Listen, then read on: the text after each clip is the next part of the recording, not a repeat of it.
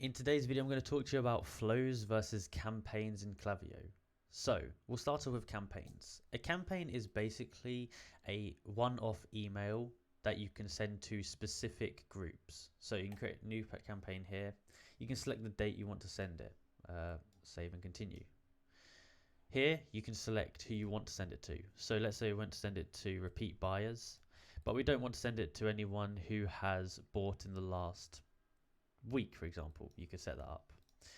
You can also skip recently emailed profiles. So that's people that emailed in the last 16 hours.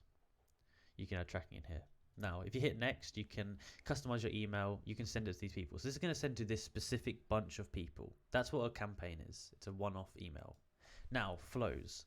Flows are basically automations of emails depending on people meeting certain criteria.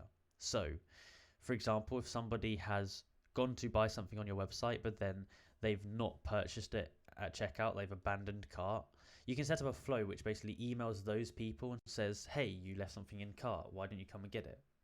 Or, for example, if somebody has just bought something from your website, you can send them a follow-up email that's like, thank you for buying this product, why not also grab this? That would be a really effective one.